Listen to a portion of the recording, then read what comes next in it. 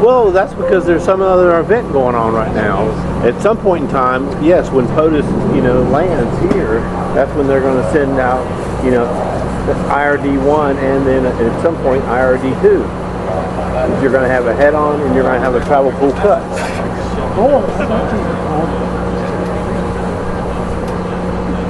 Well, yeah, I mean, POTUS is not on the ground yet, so, that live view you're seeing is, coming from, I don't know where that's coming from.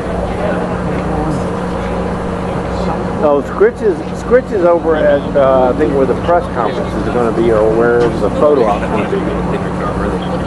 Like blonde man? I get that now.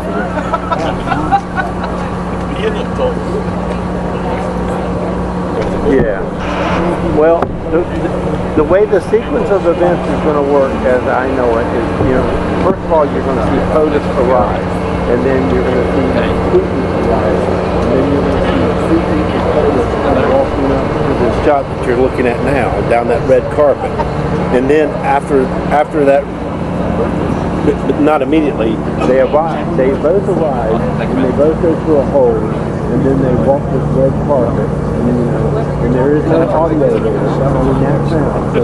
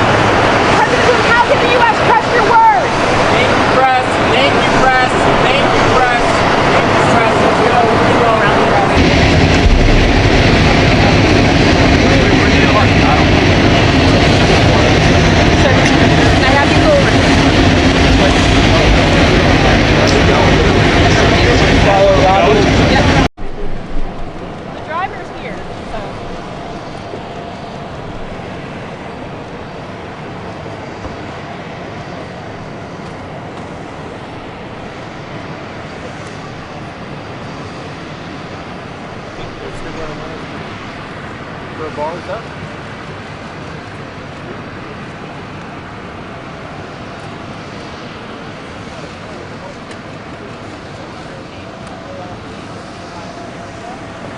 Will have to come down. We'll stay up until the motorcade leaves.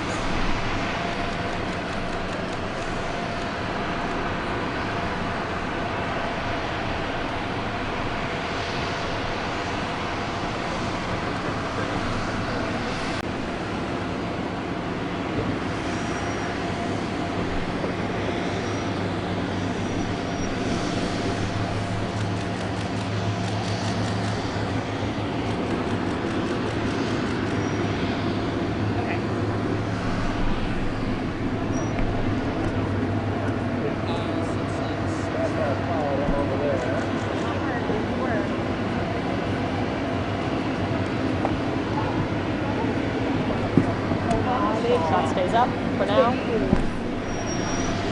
Thank you very much. Thank you. Thank you, press. Thank you, press. Thank you, press. Mr. Putin, will you agree to a ceasefire? Mr. Putin, will you commit to not killing any more civilians? Thank you, press. Let's go. Come on, guys. Thank you, press.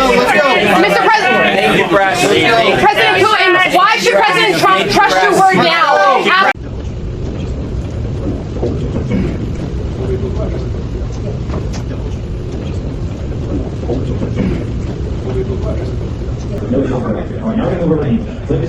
Gentlemen, the President of the United States of America and the President of the Russian Federation.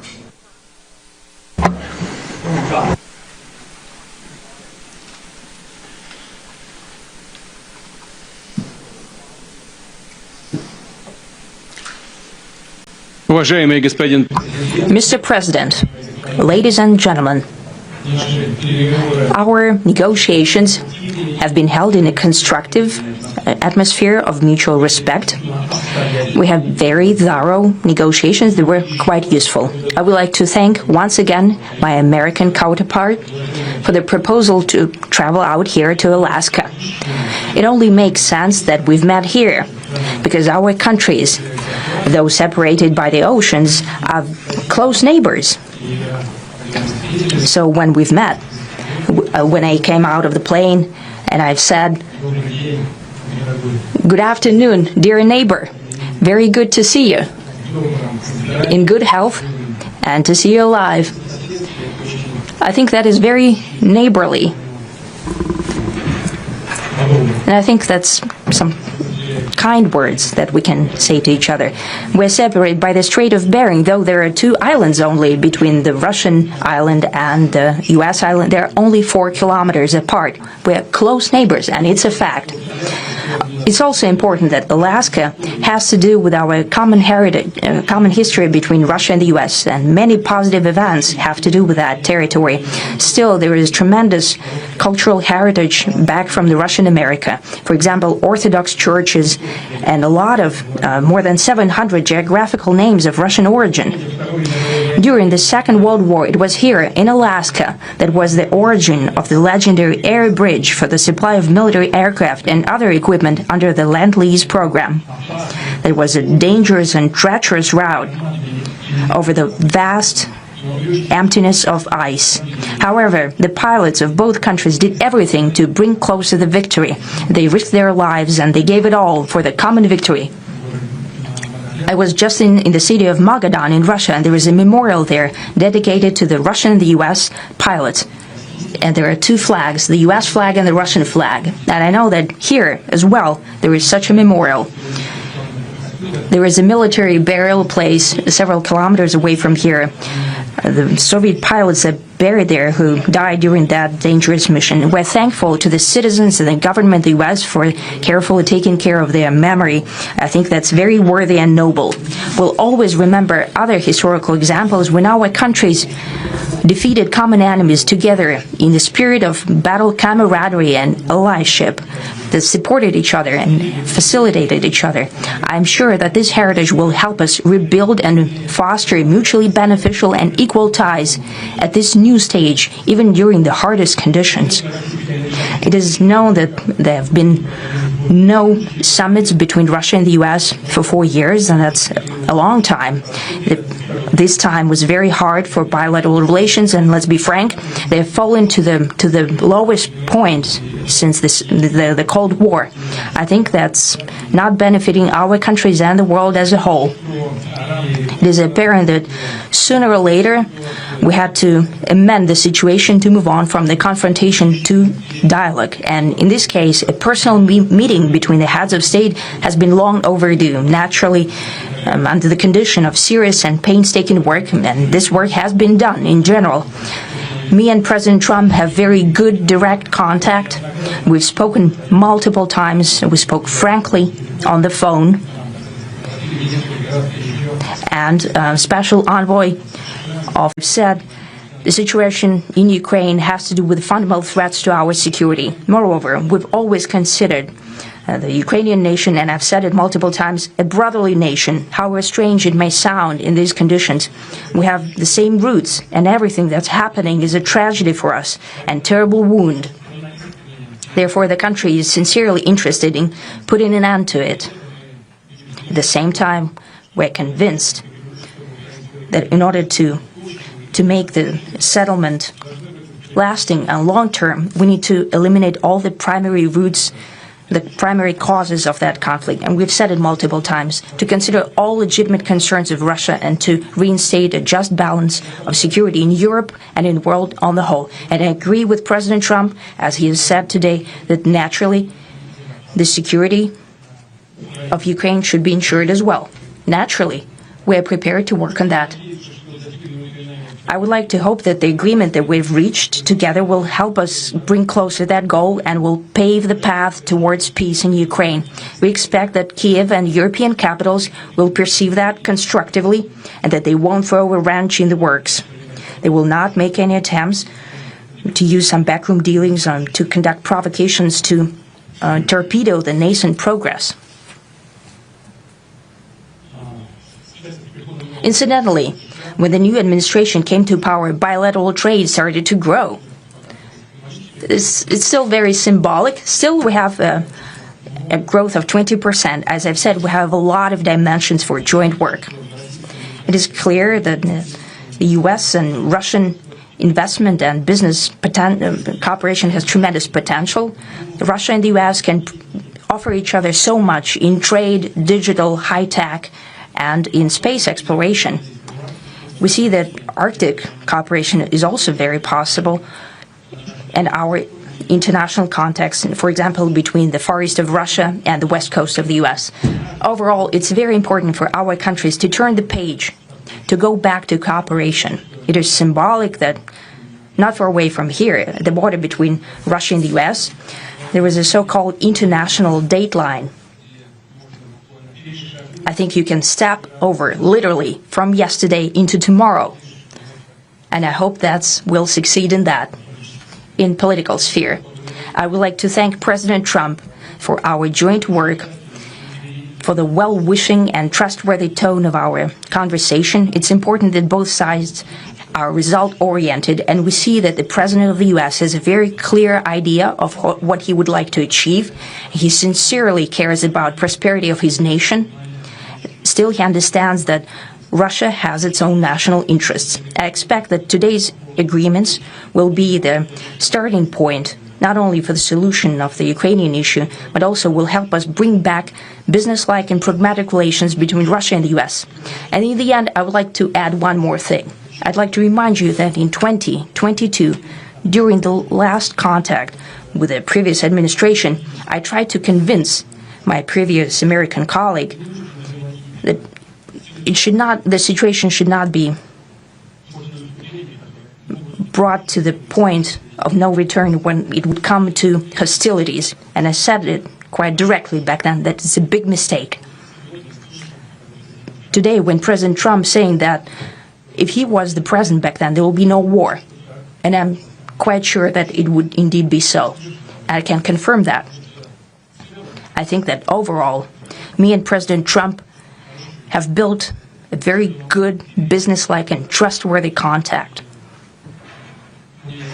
and I have every reason to believe that moving down this path, we can come, and the sooner the better, to the end of the conflict in Ukraine. Thank you. Thank you.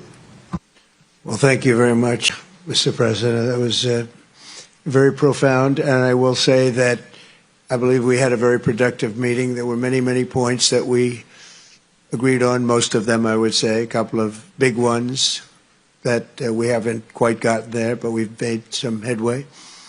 So there's no deal until there's a deal. I will call up NATO in a little while. I will call up the various people that I think are appropriate, and I'll, of course, call up President Zelensky and tell him about today's meeting. It's ultimately up to them. They're going to have to agree with what Marco and Steve and some of the great people from the Trump administration who've come here, Scott and John Ratcliffe. Thank you very much.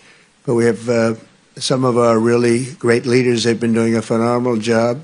We also have some tremendous Russian business representatives here, and I think everybody wants to deal with us. We've become the hottest country anywhere in the world in a very short period of time, and we look forward to that. We look forward to dealing. We're going to try and get this over with. We really made some great progress today. I've always had a fantastic relationship with President Putin, with Vladimir. We had many tough meetings, good meetings. We were interfered with by the Russia hoax. It made it a little bit tougher to deal with, but he understood it.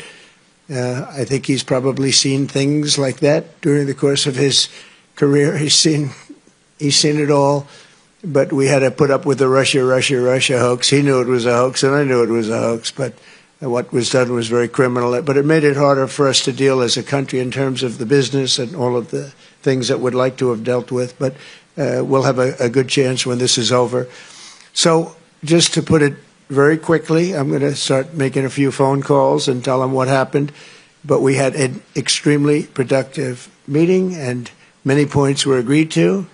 There are just a very few that are left. Some are not that significant. One is probably the most significant, but we have a very good chance of getting there. We didn't get there, but we have a very good chance of getting there. I would like to thank President Putin and his entire team, whose faces, who I know in many cases, other than that, whose faces I get to see all the time in the newspapers. You're almost as famous as the boss, but especially this one right over here. But we had some good meetings over the years, right? Good, productive meetings over the years, and we hope to have that in the future. But let's do the most productive one right now. We're going to stop really 5, 6, 7,000, thousands of people a week from being killed, and President Putin wants to see that as much as I do. So, again, Mr. President, I'd like to thank you very much, and we'll speak to you very soon and probably see you again very soon. Thank you very much, Vladimir. Next time in Moscow. Oh, that's an interesting one. I don't know. I'll get a little heat on that one, but I could see it possibly happening. Thank you very much, Vladimir. And thank you all. Thank you. Thank you. Thank you so much.